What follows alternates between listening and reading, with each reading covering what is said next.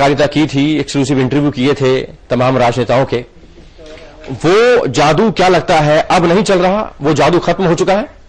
देखिए भूपेश, एक चीज याद रखिए कि जिस तरह से बाढ़ का पानी चढ़ता है तो उसके बाद उतरना उसका स्वाभाविक प्रक्रिया है। उसी जिस तरह से साहब माफी चाहूंगा, पीछे से कमांड ये आ रही है कि शिवपाल यादव साहब कुछ कह रहे हैं, उनको सुनते हैं पहले, फिर उसके बाद आपका जवाब। जनता को बेवकूफ बनाया था पिछले चुनाव में, झूठ बोल करके, भावनाओं को उत्साह करके, तो अब जनता समझ चुकी है। तो हमारा सरकार का मेन एजेंडा है विकास, उत्तर प्रदेश का विकास। तो विकास के बल पर समाजवादी पार्टी की जीत हुई है। पिछले दिनों फैसल साहब हमारे साथ मौजूद हैं, आप भी सुन रहे होंगे। शिवपाल यादव ने कहा कि पिछले दिनों जो गुब्बारा फूला था उसकी हवा निकल गई है, जिस तरीके से बेवकूफ बनाया गया, भावनाएं भड़काकर जो चुनाव लड़ा गया, अब हकीकत लोगों के सामने आ चुकी है, लोग समझ चुके हैं। फैसल साहब ऐसा है क्या? देखिए, मैंने कहा कि जिस तरह से जब सूर्योदय होता है तो उसका सूर्यास्त होना बिल्कुल स्वाभाविक प्रक्रिया है। बाढ़ का आता है, पानी चढ़ता है, फिर उतरता है, ये बिल्कुल एक स्वाभाविक प्रक्रिया है। लेकिन जिस तरह से ये कहा जा रहा था कि हर इलेक्शन में मोदी जी का फैक्टर चलेगा, मोदी जी का जादू चलेगा, तो ये बिल्कुल सही कहा शिवपाल यादव ने कि उस गुब्बारे की हवा निकल गई है। एक के बाद एक 100 दिनों में हुए जितने भी उपचुनाव है उसमें वो जादू चलता हुआ नहीं दिखा। इसको दो तरह से देखा जा सकता है। एक तो ये कि भारत के जो मतदाता हैं वो इस बात को समझते हैं कि केंद्र में अभी इस स्थिति में किसकी सरकार बनवानी है, और जब वही मतदाता राज्यों के इलेक्शन में वोट करते हैं तो उनको यह पता होता है कि सामाजिक जो स्थिति है, वहां की जो आर्थिक और लोकल स्थिति है, उसमें किस पार्टी को उनको वोट देना है। और ये इतने परिपक्व और इतने समझदार मतदाता हैं कि उस तरह से मतदान करते हैं। लेकिन जो सबसे आश्चर्य की बात है भूपेश, कि जिस तरह से 1-to-1 फाइट थी, तो ये लग रहा था कि शायद भारतीय जनता पार्टी का पलड़ा भारी होगा उत्तर प्रदेश में, इसलिए कि जो बसपा का वोट था वो भी पार्लियामेंट्री इलेक्शन में कहीं ना कहीं समाजवादी पार्टी को पड़ा था, और इस हद तक हुआ था कि बसपा को अपनी एक सीट नहीं मिल पाई थी। लेकिन इस बार बसपा ने कोई कैंडिडेट उत्तर प्रदेश में उपचुनाव में नहीं उतारे थे, तो स्वाभाविक होना चाहिए था कि जो बसपा का वोट है वो भारतीय जनता पार्टी की तरफ जाए, लेकिन शायद वो ट्रांसफर नहीं हो पाया, और उसको कहीं ना कहीं मुलायम सिंह यादव ने, अखिलेश यादव ने न्यूट्रलाइज किया, और इस वजह से उनका वो जो अपना वोट था मुलायम सिंह यादव को, वो पूरी तौर पर उनको मिला, और ये स्थिति हुई। कहीं ना कहीं सीधी दौड़ में भी भारतीय जनता पार्टी पिछड़ गई। अभी तक हम ये देख रहे थे बहुकोणीय मुकाबले में भारतीय जनता पार्टी को बहुत हासिल होती थी, लेकिन ऐसा नहीं हुआ। फैसल साहब, अगर राजस्थान की बात करें, स्टेट बाय स्टेट की बात करते हैं, उत्तर प्रदेश की आपने बात कही, लेकिन अगर राजस्थान की बात करें तो 4 सीटों पर ही चुनाव था। ऐसा माना जा रहा था कि मोदी के साथ साथ वसुंधरा राजे सिंधिया का जादू भी वहां पर चलेगा, लेकिन वहां पर भी उल्टा आया, क्योंकि कांग्रेस कहीं पर भी अपनी वापसी करती नहीं दिखाई दे रही थी। लेकिन राजस्थान में एक बड़ा सेटबैक भारतीय जनता पार्टी के लिए, बिल्कुल बड़ा सेटबैक है, और ये कहीं ना कहीं नरेंद्र मोदी फैक्टर से ज्यादा वसुंधरा राजे की सरकार के ऊपर एक लोगों का जो गुस्सा है वो प्रकट हो रहा है। याद रखिए कि ये जो 4 सीटों जहां पर उपचुनाव हुए राजस्थान में, वो भारतीय जनता पार्टी की सीट थी। अभी पिछली इसमें ये सीटें भारतीय जनता पार्टी की, तो उसमें से 3 अगर कांग्रेस जीत रही है तो सीधी सी बात है कि वसुंधरा राजे की जो सरकार है, उनकी जो वहां पर जो सिलेक्शन ऑफ कैंडिडेट है उसको पूरे तरह से नकारा गया। एक आदमी जो हारता है उसको फिर से दूसरी बार उन्होंने झुनझुनू से टिकट दिया। तो इस तरह की जो स्थिति हुई है उसके कारण भी लोकल फैक्टर्स काम किया है। अंतर कला जो थी भारतीय जनता पार्टी की लोकल लीडर्स की, वो उभर के सामने आई है, और पूरे तौर पे इस बार 4 में से 3 अगर हार रही है, अपनी सीटें हार रही है भारतीय जनता पार्टी, तो वहां को कम से कम वसुंधरा राजे को सामने आकर के उसकी जिम्मेदारी लेनी चाहिए। जब हम बात कर रहे हैं कि नरेंद्र मोदी का मैजिक नहीं चला, तो कहीं ना कहीं वसुंधरा राजे की जो सरकार है उसको भी लोगों ने नकारा है, ये बिल्कुल स्पष्ट है। बहुत खूब। फैसल साहब, आपके पास वापस आऊंगा। इस वक्त हमारे साथ अजय कुमार, वरिष्ठ पत्रकार, मौजूद हैं। अजय जी, आप किस तरीके से देखते हैं? भारतीय जनता पार्टी कह रही है कि वोटर बहुत समझदार है, क्योंकि वो निकलता है, उसको पता है केंद्र में नरेंद्र मोदी को जितवाना था, जितवा दिया। अब स्टेट में जहां जहां जिसको जितवाना है वहां पर वो काम कर रहे हैं, लेकिन main agenda Bharatiya Janata party face saving की कोशिश कर रही है अभी भी। देखिए भूपेश जी, भारतीय जनता पार्टी अगर इस गुमान में रहना चाहती है कि लोकल एजेंडा था और लोकल एजेंडे पे चुनाव हुआ, तो एबीवीपी जीत का परचम और कंधे पे उठाकर अमित शाह का कैंडिडेट का दिल्ली विश्वविद्यालय का उसे नहीं करना चाहिए। और जब ये इतना ही इसको लोकल मुद्दा मानते थे तो चुनाव ही क्यों लड़ रहे थे? छोड़ देते, केक वॉक दे देते, जैसे बीएसपी ने उत्तर प्रदेश में चुनाव ही नहीं लड़ा। तो यहां लोकल एजेंडा, बिहार में आप भागलपुर हार जाते हैं, जब बीजेपी का कोई नाम लेवा नहीं था तब वो सीट आपकी होती थी, और 6 सीट आपके पास थी। और उसमें से आप 3 जीतते हैं, उसमें से भी एक सीट महज 700 वोटों से, तो वो लोकल एजेंडा हो जाता है। और अगर ये सीट आप अभी जीत गए होते, ये परिणाम ऐसे नहीं होके ऐसे होता, तो मोदी जी का जादू चल रहा होता। तो मैं इस बात से सहमत हूं कि जादू तो कुछ क्षण के लिए रहता है, जादू जादू होता है, उसका वास्तविकता से कुछ लेना देना नहीं है। तो मैं आपको एक चीज और बता रहा हूं कि इसी गुमान में, इसी मुगालते में कांग्रेस गई है, और यहां पे तो आप इसको 100 दिन कह रहे हैं।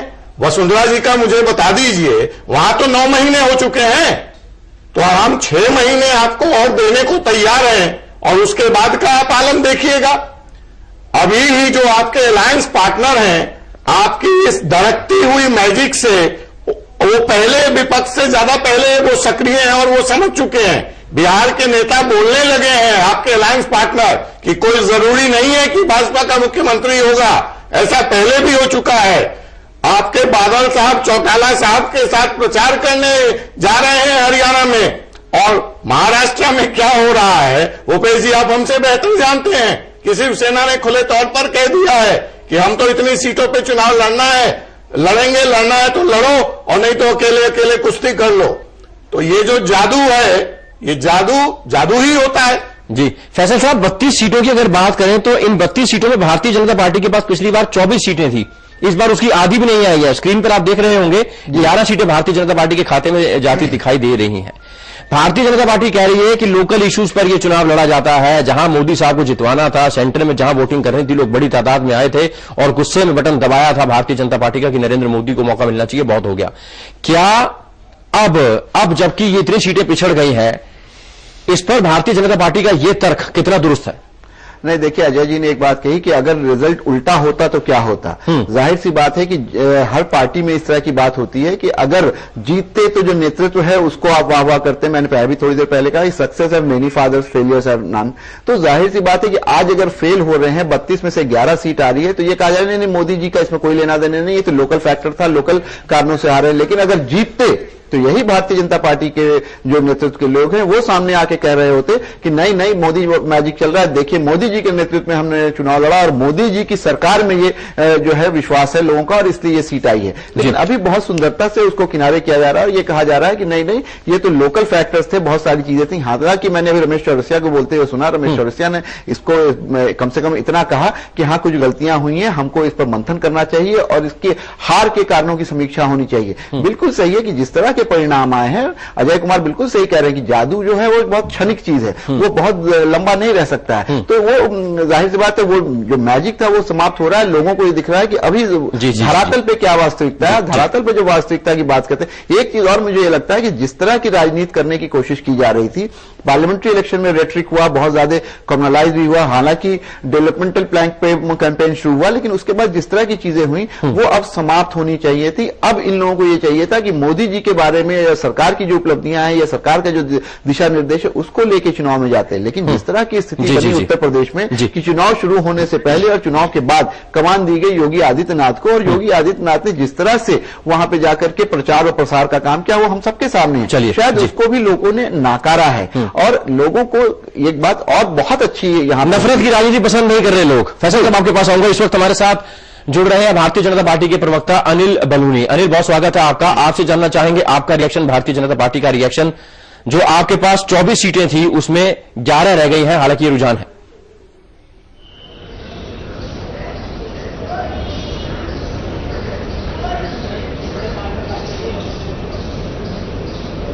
अनिल, आवाज पहुंच पा रही है आप तक?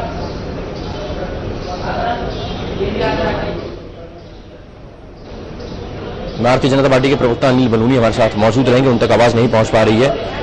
मोदी फैक्टर खत्म होता दिखाई दे रहा है। अजय कुमार हमारे साथ मौजूद है। अजय जी, भारतीय जनता पार्टी कह रही है बहुत जल्दबाजी होगा, ये कहना नहीं ठीक है। हम ये मानते हैं कि ये कोई पूरे देश का मैंडेट नहीं है, ये एक रुझान है।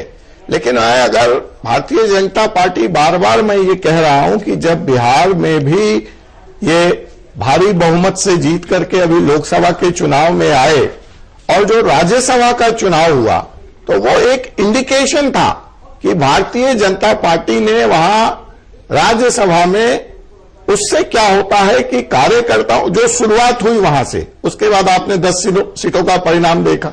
जो बिहार की शुरुआत हुई तो अब आपने राजस्थान में देख लिया। राजस्थान में कांग्रेस और विपक्ष इसलिए उत्साहित था कि उसे जो लगा कि जो एक इमेज था कि एक अवैध दुर्ग है मोदी, उसको ढहा नहीं जा सकता है। जिस तरह की भारी सफलता राजस्थान में भाजपा को मिली थी, कांग्रेस का कैडर या विपक्षी पार्टियों का कैडर पूरी तरह से हतोत्साहित था। आप देख रहे थे कि कांग्रेस में किस तरह से एक नई परंपरा शुरू हो गई थी कि कांग्रेसी छोड़ करके भाजपा के यहाँ लंबी ज्वाइनिंग की लाइन लग गई थी।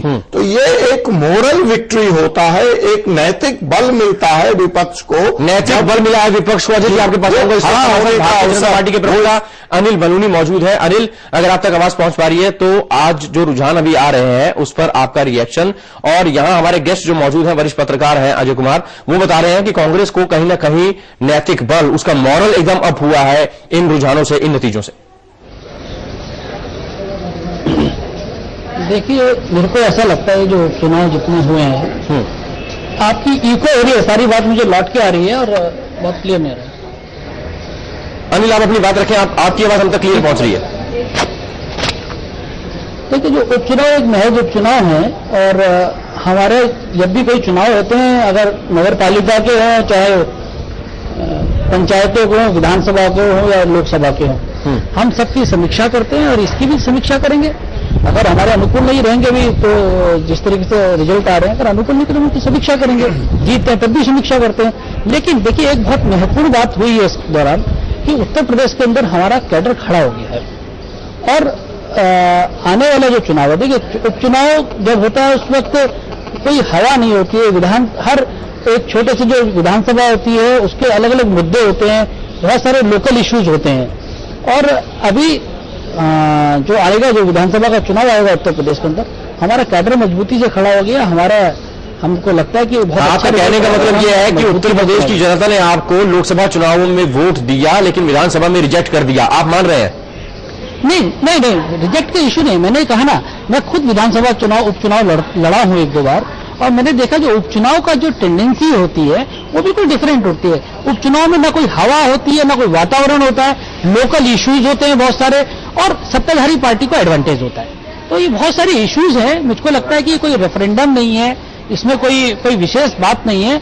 और अभी आप देखिएगा, महाराष्ट्र में चुनाव होने वाले हैं, अभी हरियाणा में चुनाव होने वाले हैं, आप वहां पर हमारी पार्टी का परफॉर्मेंस देख लीजिएगा।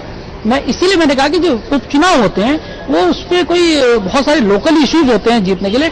और उत्तर प्रदेश के अंदर जिस प्रकार से चुनाव लड़ा गया, जिस तरीके से आजम खान साहब का एक बयान आया था कि उत्तर प्रदेश के अधिकारी समझ लें कि 3 साल तक हमारी सरकार चलने वाली है। क्या भारतीय जनता पार्टी की चिंता बढ़ा दी है इन रुझानों ने? आपके पास आऊंगा अनिल सर, और फैसल साहब कुछ कहना चाह रहे हैं? नहीं, अभी अनिल जी ने कहा कि जो सत्तारूढ़ दल होता है उसको उपचुनाव में बढ़त मिलती है या उसको एडवांटेज मिलता है। मैं जानना चाहूंगा इनसे कि राजस्थान में तो इनकी पार्टी की सत्ता थी, 4 में से 3 हार रहे हैं। नहीं, मैं वही कह रहा हूं ना, बहुत सारे लोकल इश्यूज होते हैं, लोकल फैक्टर्स होते हैं। वो उपचुनाव में बहुत सारे कारण होते हैं। मैंने बताया, जब मैं खुद उपचुनाव लड़ रहा था, लोग कहते थे कि हम आपको वोट देना चाहते हैं, लेकिन और इस तरह के लोकल इश्यूज कई बार इकट्ठे हो जाते हैं कि उसमें नहीं जीत पाते। इसका मेरे को लगता है कि कोई देश के लिए देश का कोई वातावरण इसमें सम्मिलित नहीं है। और आप देखिएगा, अभी महाराष्ट्र का चुनाव आएगा उसमें देखिएगा, हरियाणा का चुनाव आने वाला है उसमें देखिएगा, झारखंड में इलेक्शन होने वाला है। पार्टी को जिस तरह से हमारी पार्टी काम कर रही है, बहुत मजबूती से काम कर रही है, और हम लोग सफल होंगे आने वाले समय में। और जो रिजल्ट रहे उसका विश्लेषण करेंगे, उसमें कोई वो नहीं है, उसको विश्लेषण किया जाएगा। अजय जी, महाराष्ट्र में और हरियाणा में जो चुनाव होने वाले हैं उसमें भारतीय जनता पार्टी अपने बेहतरीन प्रदर्शन का दावा कर रही है, लेकिन क्या इन रुझानों से, इन चुनावों से कहीं कोई फर्क पड़ने वाला है? मैं अनिल जी की पार्टी है, उनको दावा करना चाहिए, लेकिन साथ ही यह भी नहीं भूलना चाहिए कि चढ़ता सूरज धीरे धीरे ढलता है, ढल जाएगा यारों। तो ये जो ढलान की प्रक्रिया शुरू हुई है, और जिसको अनिल जी कह रहे हैं समीक्षा, ये तो बहुत अच्छी बात है कि अगर भाजपा इसको कुकर के सीटी की तरह वार्निंग साइन लेकर के इनके अंदर जो कमियां हैं उनको दुरुस्त कर लेती है, जो कार्यकर्ताओं की अनदेखी है जो भाजपा नेताओं का दंभ भरा हुआ है, इस 90 दिनों में जो बॉडी लैंग्वेज बदला हुआ है, अगर उसमें परिवर्तित हो जाता है और वो जादू के असर से बाहर निकलकर जमीन की वास्तविकताओं से रूबरू होते हैं तो उसका स्वागत है। लेकिन जहां तक उपचुनाव के नतीजों को सिरे से खारिज करना चाहते हैं अनिल जी, तो मैं इनसे जानना चाहूंगा कि अगर इस देश को आजम खान नहीं चाहिए तो महंत अवैधनाथ भी नहीं चाहिए, साक्षी महाराज भी नहीं चाहिए। आजम खान के बयानों को उत्तर प्रदेश की जनता ने रिजेक्ट किया था, इसलिए आपको डेवलपमेंट और विकास के मॉडल पर वोट दिया गया था। तो ये लव जिहाद का नारा के आधार पर अगर आप समझते हैं कि आप चुनाव जीत लेंगे तो यह संभव नहीं है। चलिए इसका जवाब देते हैं। अगर आप ट्रेंड की बात करते हैं हमारी तो पार्टी आपकी हार उत्तराखंड के उपचुनाव से शुरू हो चुकी है। महाराष्ट्र और हरियाणा आपको अच्छा रिजल्ट दे, अच्छी बात है, लेकिन आपने भी, आप याद कीजिए, एक रेखांकित कर रहा हूं, बहुत सारे उदाहरण दे सकता हूं, लेकिन उत्तराखंड के बाई इलेक्शन जहां कांग्रेस को 6 में से 6 लोकसभा की सीटें थी, आपने जब जीता था 2 सीट वहां पे, तो वो स्पेस देने का काम शुरू हुआ था, कांग्रेस ने आपको स्पेस दिया था। तो मित्रवर, मान्यवर यह समझें कि जनता ने विपक्षी पार्टियों को जो आपको मैसिव मैंडेट दिया था और कांग्रेस को पूरी तरह से रिजेक्ट कर दिया था, आपके समर्थन में खड़ी हुई थी कांग्रेस मुक्त भारत की, वो तिस्म कहीं न कहीं टूटता नजर आता है। वो तिस्म टूटता हुआ नजर आ रहा है, लेकिन क्या बहुत जल्दी नहीं है? अनिल, आपका रिएक्शन? नहीं, देखिए, मैंने कहा कि जो कांग्रेस मुक्त वाली बात कर रहे हैं, अभी हरियाणा में स्थित हो जाएगा, महाराष्ट्र में स्थित हो जाएगा। हम पूरी तरह से, देखिए, कोई अगर रिजल्ट आता है तो उसकी समीक्षा करना हमारा अधिकार है, हम करना भी चाहिए, हर जीत की भी समीक्षा करनी चाहिए, हार की भी समीक्षा करनी चाहिए। लेकिन आने वाला चुनाव, आने वाले और मजबूती से काम करेंगे। महाराष्ट्र के अंदर हम सरकार बनाएंगे। कांग्रेस को जिस तरह नेता प्रतिपक्ष के लिए लाले पड़ गए दिल्ली में, वही स्थिति अब महाराष्ट्र में और हरियाणा में करके दिखाएंगे। समाजवादी पार्टी के नेता और उत्तर प्रदेश के मुख्यमंत्री अखिलेश यादव ने अपनी इस जीत पर क्या कुछ कहा, देखिए। जनता का, तो जनता ने ऐसे वक्त पर समाजवादियों की मदद की है, और जिस रास्ते में समाजवादी पार्टी उत्तर प्रदेश को ले जाना चाहती है, और पहले दिन से समाजवादी पार्टी ने कोशिश की है कि विकास और खुशहाली का रास्ता अपनाएं, और लगातार उस दिशा में समाजवादी पार्टी ने काम किया है। और जनता के बीच में मैं आपको विश्वास दिला सकता हूं कि ये परिणाम आने के बाद समाजवादी पार्टी पूरी जिम्मेदारी से विकास और खुशहाली के रास्ते को आगे बढ़ाने का काम समाजवादी पार्टी करेगी। लोग जान रहे हैं कि दंगे कौन करा रहा है और क्या योजना है। एक बार लोकसभा आम चुनाव में उन्होंने फायदा उठाया, लेकिन हर व्यक्ति जो विकास की मुख्य सरकार ने बनाई थी, कोई चाहते हैं विकास की बातें हो, ना कि दंगे में लड़ाने फिराने की। लोग समझ के पूछ रहे हैं किस कौन करा रहा है, किसकी योजना है। या जब चुनाव के नतीजे आते हैं, आप देख रहे हैं समाजवादी पार्टी ऊपर भारी समर्थन और बहुमत मिल रहा है। हमारे सरकार का मुख्य एजेंडा है विकास, और विकास को लेकर के हम लोग इस चुनाव में गए थे जनता के बीच में, और जनता ने विकास के बल पर समाजवादी पार्टी को वोट किया है। इसलिए समाजवादी पार्टी की ऐतिहासिक जीत हुई है। और जो सांप्रदायिक ताकतें हैं जिन्होंने जनता को बेवकूफ बनाया था पिछले चुनाव में, झूठ बोल करके, भावनाओं को उत्साह करके, तो अब जनता समझ चुकी है। ये ट्रेंड जो आ रहा है, तो रिजल्ट तो है नहीं, लेकिन ये मान के चलिएगा कि बाई इलेक्शन किसी चीज का रेफरेंडम नहीं होता। बाई इलेक्शन जो होते हैं, मैं उदाहरण के रूप में कहता हूं कि अब उत्तर प्रदेश है, वहां पे बीजेपी के कैंडिडेट्स लोकसभा में जीते, इसलिए वहां जगह खाली हुई। मगर ये वही कैंडिडेट हैं जिन्होंने उत्तर प्रदेश में जो हवा थी अखिलेश यादव जी की, उसके विपरीत जाके उन्होंने ये जीता था। तो वो एक कैंडिडेट का अपना होता है। और अब जो है वो कोई जो अब देखने को मिलेगा, तो वो इंडिविजुअल कैंडिडेट के आधार पर ही हार जीत का फैसला होता है। बाई इलेक्शन किसी की सरकार बनाता नहीं है, ना ही बिगाड़ता है, इसलिए उस पर कोई असर नहीं पड़ता।